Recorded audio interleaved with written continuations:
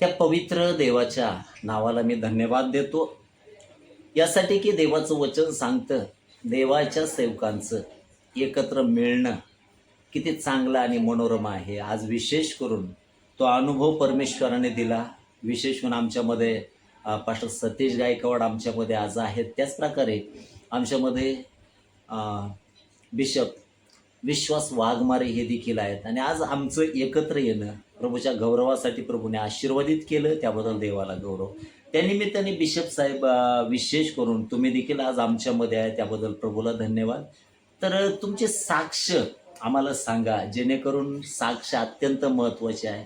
ते अनेकांच्या जीवनाला प्रेरणा देते, कलाटणी देते. तर ख्रिस्ताचा अनुभव तुम्हाला कसा आला आणि प्रभूमध्ये तुम्ही कसे वाढले, काय सांगाल याबद्दल? मी सर्वप्रथम प्रभू ख्रिस्ताच्या पवित्र नावाला धन्यवाद देतो की मला ही साक्ष सांगण्याची सुंदरशी संधी तुम्ही मला दिलीत. म्हणून मी रेव्हरंड पठारे यांचे मी आभार मानतो. मी सर्वप्रथम देवाचे उपकार मानतो की परमेश्वराने त्याच्या कार्यासाठी माझी निवड केली. जर माझी साक्ष जर पाहिली तर मला ख्रिस्त माहिती नव्हता. एकंदर मी वयाच्या 16व्या-17व्या वर्षापासून, ज्यावेळेस मी वयाच्या 16व्या-17व्या वर्षामध्ये होतो, त्यावेळेस आमच्या गावामध्ये एक देवाचे सन्मानित सेवक सेवेसाठी येत होते. दर शुक्रवारी ते आमच्या गावात यायचे आणि आम्ही असं चव्हाट्यावर चौकामध्ये उभं राहायचो. प्रार्थनेला बसत नव्हतो, म्हणजे बसण्याचा काय आमचा विषयच नव्हता. ख्रिस्त माहिती नव्हता, परंतु आमचे ते शेजारचे चुलते वलते ते बसायचे प्रार्थनेला. परंतु आम्ही तिथं असं लांब उभा राहून किंवा बसून आम्ही ते ऐकायचो. आणि ऐकता ऐकता असं हृदयाला ते छेदायचं की या त्या सेवकाच्या मुखातून निघणारे शब्द आमच्या ते हृदयात पूर्ण भिडायचे. कारण ते जे बोलत होते ते आमच्या हृदयात, आमच्या जीवनात असणाऱ्या गोष्टीविषयी बोलत होते. पण आमचा आणि त्यांचा कुठलाही परिचय नव्हता. आणि मलाही ख्रिस्त, प्रार्थना, बायबल या गोष्टींची काही हे नव्हती. आणि एकंदरीत त्या गोष्टी मला असं एका हप्ते असंच त्यांनी पापाच्या विषयी सांगितलं होतं. आणि त्याच्यानंतर मला आमच्या घरी शेती आहे आणि शेतीमध्ये आम्ही एक विहीर पहिली खांदलेली होती आणि तिचं काही काम अधुरं राहिलेलं होतं. आणि ते काम करण्यासाठी आम्ही ते विहिरीत खाली उतरलेलो होतो. विहिरीचं काम होतं, बरंच काम, जवळजवळ 8व्या-9व्या परसाला विहीर चाललेली होती, कामाचं काम चालू होतं. आणि दुपारची वेळ होती आणि त्या दुपारच्या वेळेमध्ये फायरिंग, ट्रॅक्टरची फायरिंग झाली. दगड पाषाण लागला आणि तो पाषाण फोडला, फायरिंग लावून फोडला. तर त्याच्यानंतर पाणी लागलं. म्हणून माझे वडील वरती होते. ते म्हणे की विश्वास तू खाली जा आणि मोटर चालू करून त्या मोटरची हवा सोड, म्हणे आपण पाणी उपसून घेऊ. म्हणलं ठीक आहे. वरती नाडा बांधलेला, विहिरीच्या वरती नाडा बांधलेला आणि बांधलेला नाडा माझा एक पाय विहिरीत, एक पाय वरती. आणि मी उतरतोय, दुसरा पाय विहिरीत सोडणार, बांधलेला नाडा ऑटोमॅटिक सुटला.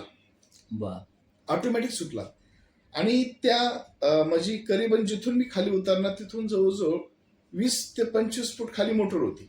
त्या मोटरीला 3 फुटाचा हवा सोडायचा चावीचा पाईप होता लोखंडी. मी त्याच्यावर पण आदळलो नाही. त्याच्यानंतर खाली जिथं पडलो तिथं मोठमोठी 5.5 फुटाची पहार, 5.5 फुटाची पहार, टिकाव, खोरे, सगळं सामान तिथंच मोटरच्या खाली, जिथं फुटबॉल असतो मोटरचा, तिथं सगळं ते ठेवलेलं. परंतु ज्यावेळेस मी तिथून खाली पडलो, जवळजवळ 7व्या-8व्या परसामध्ये, तर मला फक्त पडलेला माहिती आहे. पडल्याच्या नंतर मी बेशुद्ध झालो आणि मला एका व्यक्तीने असं उचललं आणि भिंतीला नेऊन ठेवलेलं. एवढं त्या ढवळा कपडे घातलेले व्यक्ती, त्याचा चेहरा मला दिसला नाही, फक्त तेवढंच मला जाणवलं. त्याच्यानंतर मी काही वेळ बेशुद्ध होतो. आणि वरचे वडील, वरचे जेवढे विहिरीचे कामगार होते, हे सगळे म्हणे हा गेला. तर खाली कुणी येईना, क्रेन लावलेलं होतं, कुणीच येईना. तर मग माझा मोठा भाऊ कुठेतरी घरी गेलता. त्याला ते घरी आवाज दिला आणि वडिलांनी त्याला बोलून घेतलं. ते पळत आलं, म्हणे विश्वास गेला. आणि मग त्याला क्रेननी तो खाली उतरला आणि त्याच्यामध्ये बराच काळ गेलता, जवळजवळ 15-20 मिनिटाच्या आसपास वेळ झाला. आणि खाली उतरायची कोणी धाडीच व्हायना. बरोबर. आणि मग मोठा भाऊ खाली आला आणि त्याने मला धरलं आणि उचललं. त्याला वाटलं याचे हातपाय तुटले असतील, हो हो. बरगड्या तुटल्या असतील, डोकं फुटलं असं. विहीर किती फूट होती? जवळजवळ ती 8 परस, म्हणजे जवळजवळ 7-5-35-40 आसपास. हो हो, खूप खोल विहीर होती. खूप खोल. आजकाल जर पाहिलं आपण सायकलून जरी पडलं तरी हातपाय मोडतात. नक्कीच नक्कीच. आणि तुम्ही विहिरीत आणि पडले. मी वडच्या कड्यावरून डायरेक्ट खाली पडलो. बापरे. म्हणजे आणि विशेष म्हणजे ज्यावेळेस बंधूंनी मला उचललं तर माझे त्यांनी सगळे कपडे फाडले. हो. न विचारता, काही न करता. त्यांना वाटलं हातपाय मोडले काय असते, झालं? कमरात फ्रॅक्चर हो, झाले हो, असते. हो. कारण एकदम डोळावून पडलो होतो मी. बरोबर बरोबर. एकदम इतक्या डोळ्यावर वरून पडलं. पडणं हो. म्हणजे सोपी गोष्ट आणि नाही. मग त्याने सगळे कपडे फाडले माझे. तर सगळे अंगाला पाहिले, डोक्याला पाहिलं, छातीला, कमरेला, कुठं बरगड्याला, काय लागलंय का? कुठंच काही विजा नाही. आणि मग ज्यावेळेस त्यांनी मला धरलं, मला सगळं माझी मम्मी म्हणून असं काय करतोय मला. मला समजलंच नाही मी खाली आहे म्हणून. हो हो हो. आणि म्हणे तुला काय झालं? म्हटलं काहीच, मला काही झालं नाही म्हटलं. येस. आणि मग मला वरती काढलं क्रेन मध्ये. त्याने मला उचललं, क्रेन मध्ये बसवलं, त्या पाठीमध्ये वरती काढलं. वर काढून सगळे कामगार लोक आले. कोण डोकं पाहते, कोण कंबर पाहते, कोणी बरोबर, बरगड्या बरोबर. पाहते, कोणी हातपाय दाबून पाहते, कोणी खाली. म्हणजे सगळीकडे चेक करू राहिले मला. कुठंच काही नाही.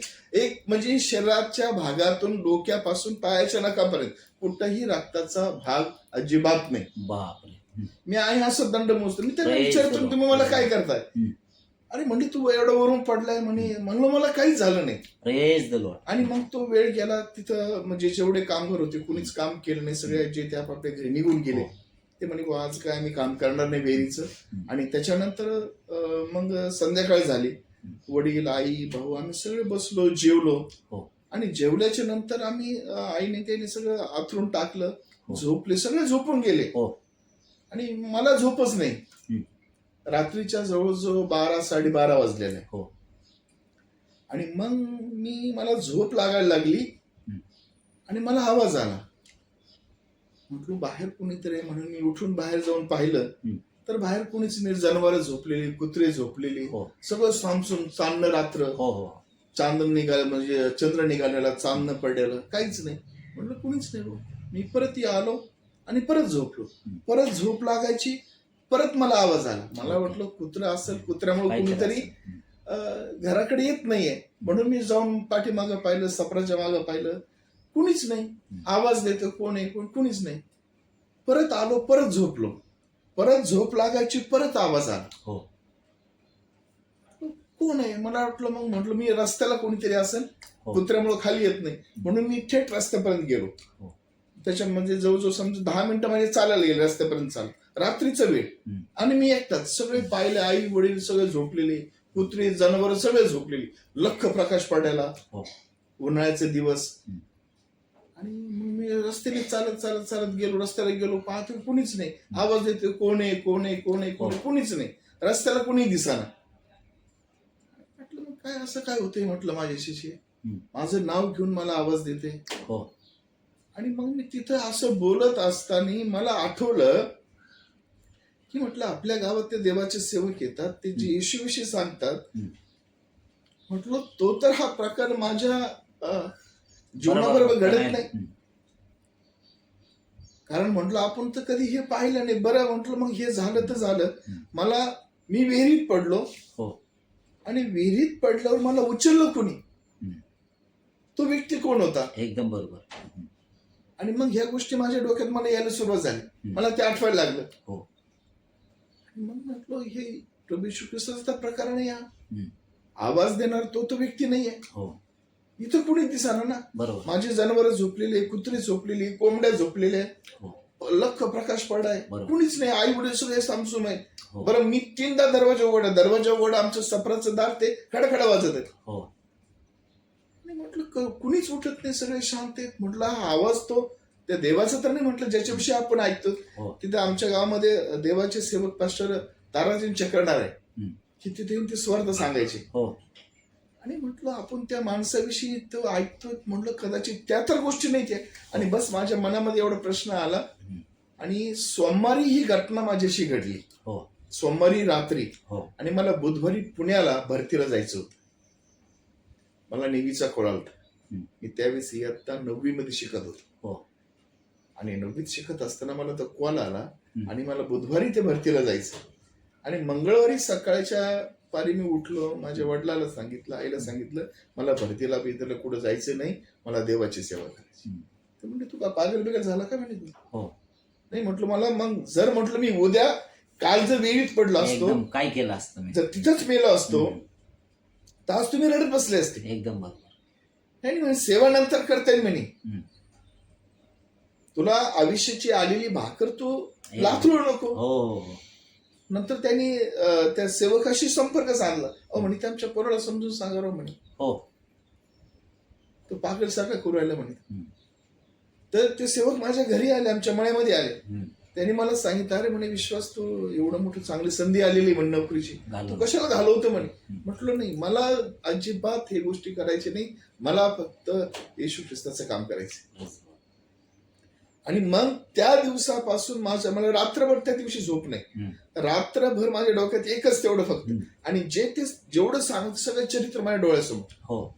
आणि मग तिथून त्या दिवसापासून, त्या रात्रीपासून माझ्या डोक्यात फक्त एकच, आणि मी तो म्हणजे फक्त मला येशूच वेळ लागलं. नोकरी नाही, काम नाही, धंदा नाही, काय नाही, काय नाही, काहीच नाही. आणि मग त्या दिवशी माझी वडील आता प्रभूमध्ये झोपी गेलेत. इतके कठोर अंतःकरणाचा तो व्यक्ती होता, जर माणूस जरी मेला तर रडत नव्हते. हो. परंतु ज्यावेळेस माझ्या तोंडातून असे उद्गार गेले, कारण त्यांच्या मनासारखं झालं होतं. हो हो की एवढी मोठी आता मुलाला नोकरी लागेल, मुलगा भरती होईल. कारण आमच्या घरातले जवळजवळ चुलते मालते, आमचे चुलत भाऊ हे सगळे मिलिटरीमध्ये, पोलीसमध्येच आहे. हो. आणि त्यांना पण फार आनंद झाला की आता माझा मुलगा भरती होईल. हो. आणि मग मी म्हटलं, ज्यावेळेस माझे पण असे शब्द त्यांनी ऐकले, ते अक्षरशः रडायला लागले. आई रडायला लागली. अरे म्हणे काय करू लागले म्हणे. साहजिक. म्हटलं नाही, मला फक्त देवाचंच काम करायचंय. आणि मग मला घरातून विरोध होऊ लागला. त्याच्यात ते 2-3 दिवस गेले, ते भरतीचा पिरियड होता, तो निघून गेला. परत मला पुढच्या महिन्यात पण चान्स होता, परंतु मी काय कुठं गेलोच नाही. आणि मग मी काय केलं, आमच्या शेजारी एका व्यक्तीच्या इथं चोरून काम केलं. हो. चोरून काम केलं, तिथं काही शेतीचं काम मी उक्त घेतलं, चोरून काम केलं. आणि ते काम केलं, तिथून पैसे घेतले, पिशवीत 1-2 कपडे भरले, आणि तिथून डायरेक्ट मी बॉम्बे गाठवलं. बॉम्बेकडे मावशीकडे गेलो. मावशी म्हणे, तू कसं काय अचानक आला? म्हणलं आलंय असंच. म्हटलं तिला मी काही गोष्टी सांगितलंच नाही. मग नंतर ते वडिलांचा निरोप वगैरे तिला पोहोचला. म्हणजे तिथं पोरग आलंय का? म्हणजे आलंय. आणि मग त्यांना त्याच्यानंतर बरं वाटलं. मग तिथे मी काही दिवस घालवले. आणि मावशी माझी प्रभूमध्ये होती. आणि मग त्या मावशीच्या घरी तिथं काही देवाचे सेवक यायचे. आणि मी त्यांच्या घरात पान खाऊन 120-300 जाफरान पान खायचो, डबल. 120-300 जाफरान डबल पान खायचो. त्या पानाची वास जरी आला तर चक्कर येते. आणि मी असं खाऊन मस्तपैकी आपल्या कोपऱ्यात बसलो होतो. आणि त्या सेवकाची नजर माझ्यावर गेली. माणूस कोण आहे? त्यांची प्रार्थना वगैरे झाली, त्यांनी मला बोलवलं. आणि त्यांनी माझ्याशी वार्तालाप केला. त्यांनी मला प्रभूविषयी, वचनाविषयी सगळं समजून व्यवस्थित सांगितलं. मग त्या दिवशी तो तोंडातलं पान जे थुकलो, तर आज करीबन आजपर्यंत मी त्या पानाला अजून शिवलो नाही, त्या गुटक्याला अजून परत शिवलो नाही, त्या नशेला परत मी माझ्या जीवनात कधी हात लावला नाही. आणि मग त्याच्यानंतर मी ते तिथंच त्यांच्या घरी, मावशीच्या घरी रेडिओ होता, त्या रेडिओवरती ते संदेश ऐकायचे. आणि तो संदेश झाला की तिथे एक ते ऍड्रेस सांगायचे, ते देवाचे सेवक, की ज्याला सेवा करायची असेल त्यांनी या पत्त्यावरती संपर्क साधा. आणि मग ते फोन नंबर द्यायचे, ते ऍड्रेस द्यायचे. आणि मग ते संदेश झाल्याच्या नंतर मला ते जरा, अरे म्हटलं हे तर फार चांगली गोष्ट आहे. पहिल्या दिवशी मला ते लिहून नाही घेता आलं. मग मी दुसऱ्या दिवशी त्या वेळेची वाट पाहत बसलो, कधी संदेश चालू होईल, कधी ते ऍड्रेस सांगतील. आणि मग ते मग वही पेन घेतला. आणि त्यांनी संदेश झाल्याच्या नंतर परत त्यांनी सांगितलं, ज्याला सेवा करायची असेल त्यांनी या संपर्कावर, या पत्त्यावर संपर्क साधा. आणि मग मी ते त्यांचा फोन नंबर, त्यांचा ऍड्रेस लिहून घेतला. आणि मग त्यांचे संपर्क केला की मी अशा अशा ठिकाणामधून आहे आणि मला प्रभूची सेवा करायची, तर मला संधी भेटेल का? ते म्हणे हो. आणि मग त्यांनी मला त्याच्यासोबत एक फॉर्म पाठवला की म्हणे तुमचं याच्यावर आधार, तुमचं हे फॉर्म भरायचा, याच्यावर तुमचा फोटो टाकायचा, तुमचा ऍड्रेस याच्यावर सगळं भरायचं. आणि मग त्यांनी मी ते भरून पाठवलं. त्याच्यानंतर परत मला त्यांचं लेटर आलं की या दिवशी तुम्ही तुमचं सामान घेऊन नागपूर या ठिकाणी हजर हो. तर मग त्याच्याबरोबर मग मी त्या देवाच्या सेवकाशी संपर्क साधला. म्हटलं अशा ठिकाणी बायबल कॉलेज आहे, मला जायचंय. तर म्हटली चांगली गोष्ट आहे. म्हणे अजून पण आपल्या नगरमधून काही लोक आहेत म्हणे, तर त्यांच्याबरोबर तू जाऊ शकतो. तर मग मला त्या देवाचे सेवक पास्टर चक्रनारायण त्यांनी अनेकांशी जे जाणारे लोक आहेत त्यांच्याबरोबर सुद्धा मला माझं तिकीट काढलं, परिचय केला आणि मग मी त्यांच्याबरोबर तिथं नागपूरला गेलो. माझं देवा तिथं त्या ठिकाणी बायबलचं शिक्षण झालं आणि त्यानंतर त्या दिवसापासून तर आजच्या दिवसापर्यंत परमेश्वर मला त्याच्या आत्म्याच्या द्वारे चालवत आहे. महत्वाची गोष्ट आहे, तुम्ही म्हटले की ज्यावेळेस तुम्ही विहिरीमध्ये पडले, हो, महत्वाची गोष्ट ही की इतक्या वरून पडून देखील तुम्हाला काही झालं नाही, ही Yes. देवाची कृपा आहे आणि अद्भुत चमत्कारच आहे. परंतु दुसरी एक गोष्ट तुम्ही जे बोलले की तिथं तुम्ही सफेद पांढरे वस्त्र येस, परिधान केलं, कोणाला तरी पाहिलं असं तुमच्या हा. बोलण्यातून आलं. हो. तर मग त्याच्यावर नंतर तुम्ही विचार केला का? जर तुम्ही वाचले तर तुम्हाला काय वाटतं ते कोण होतं? मग मी तेवढा एकच विचार केला, म्हणून तो वाचवणारा धरणारा व्यक्ती प्रभू येशू ख्रिस्ताशिवाय दुसरा कोणताही व्यक्ती नाही. आणि मग माझ्या डोक्यात तेवढं एकच वेळ लागलो आणि फक्त तेवढंच चित्र, ते व्हाईट कपड्याचं चित्र माझ्या डोळ्यासमोर यायचं. आणि मग त्या दिवसापासून मी एकच निश्चय केला की फक्त मरणात जगणं फक्त ख्रिस्तासाठीच माझं असेल. कारण मी ऍक्च्युली पडलो म्हणजे तिथं माझं संपलेलंच होतं. नक्कीच नक्कीच आणि नक्कीच. म्हटलं मग असा मी जगिक गोष्टीला मेलेलो आहे तसा जगिक गोष्टीला मेलेलोय तर ख्रिस्तासाठीच मी जगल. आणि मग त्या दिवसापासून तो मी निश्चय केला आणि मग तिथून पुढचा पाऊल मी उचलला. Very good. दुसरी गोष्ट, तुम्ही म्हटले तुम्ही आवाज ऐकला, येस, त्या आवाजाबद्दल नंतर काही विचार केला का? कोणाचा आवाज होता, काय होता तो? तो आवाज त्याच्यानंतर मला परत कधीच नाही आला. तुम्हाला काय वाटतं कोणाचा आवाज असेल? तो आवाज फक्त ख्रिस्ताचा होता. कारण मी याच्या आधी कधी ऐकलं नाही, कधी पाहिलं नाही.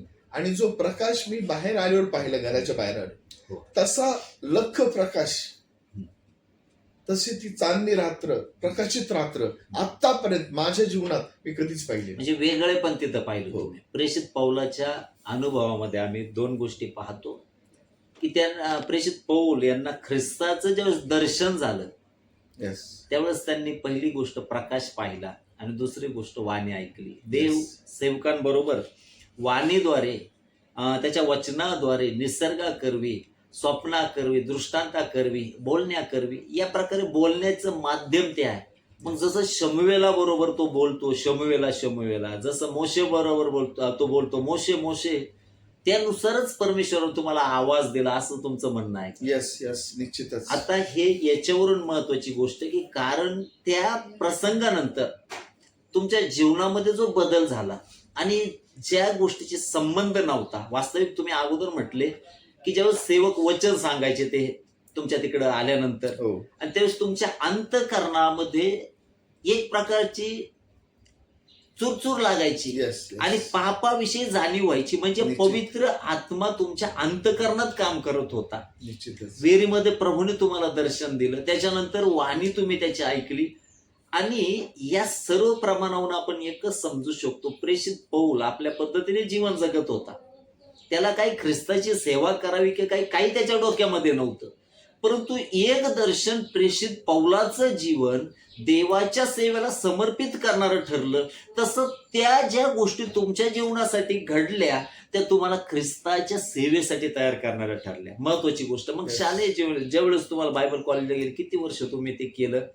मी तिथे 1 वर्षाचं बायबल कॉलेज केलं आणि मग तिथून आल्याच्या नंतर मी तावडतो म्हणजे एकदम असं आत्म्याने भरलेला उत्सुक. मला नुसतं रात्र दिवस मी बेचैन होतो.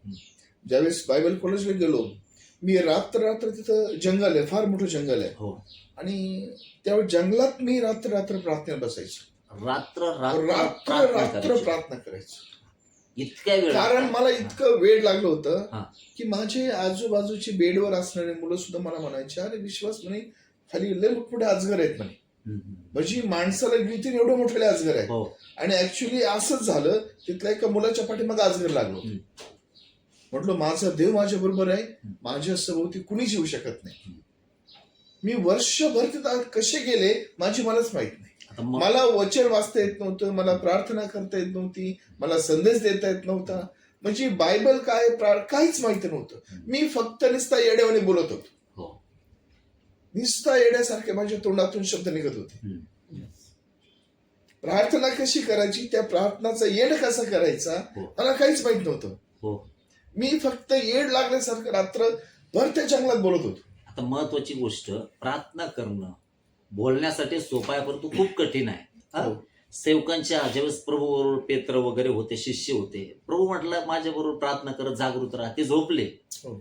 अनेकांचा अनुभव आहे, बोलणं शक्य आहे, परंतु 10 मिनिटं, 15 मिनिटं, 20 मिनिटं, अर्धा तास, 1 तास प्रार्थना करणं त्रासदायक आहे तसं. येस. परंतु ज्या वेळेस तुम्ही तासन तास त्याच्यामध्ये दिले, मग हे कसं काय शक्य झालं? माझी मलाच कळत नव्हतं.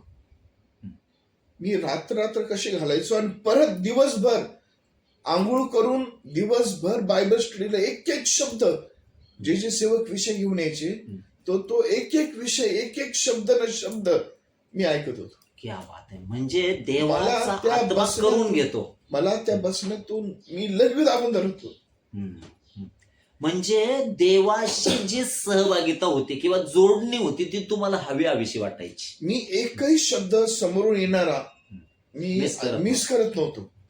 मी तासोन तास तो क्लास संपूपर्यंत मी लगेच दाबून धरायचो. खूप महत्वाची गोष्ट. आणि म्हणजे तुम्ही अभ्यास जो हो. वचनाचा अभ्यास आहे त्याच्यावर अत्यंत महत्वाचा लक्ष अत्यंत दिलं. म्हणून. 2 गोष्टी महत्वाच्या, त्यापैकी प्रार्थना आणि दुसरी देवाच्या वचनाचं अध्ययन, वाचन, मनन. Yes, yes. मग याचा फायदा तुम्हाला सेवा कार्यामध्ये कसा झाला? आणि मग तिथून आल्याच्या नंतर त्या गोष्टीचा मला इतका फायदा झाला मी की जिथं जाईल, ज्या ज्या घरात जाईल तिथं तिथं देवाने चमत्कार केले. Praise the Lord. तिथे तिथं त्या लोकांचं परिवर्तन केलं. Praise the Lord. आणि जिथं जिथं मी साक्ष्या सांगितल्या त्या त्या लोकांच्या जीवनात देवाने अद्भुत कार्य केले. Praise the Lord. आणि आज कित्येक लोक परमेश्वराने माझ्या साक्ष्याद्वारे, वचनाद्वारे प्रभूमध्ये आणलेले आहेत. Praise Lord. देवाची स्तुती असो. खूप महत्वाच्या गोष्टी ऐकायला मिळाल्या की एक अनुभव आमचं जीवन बदलतो. विशेष करून बिशप साहेब, आपण जो आपला मौल्यवान वेळ आम्हाला दिला त्याबद्दल प्रभूमध्ये आम्ही आभारी आहोत. देवबाप तुमच्यासारखंच कार्य अनेकांच्या जीवनात करो आणि या साक्षी करवी अनेकांचं जीवन आशीर्वादित हो. सर्वांना प्रेज लॉर्ड. देव सर्वांना आशीर्वादित करो.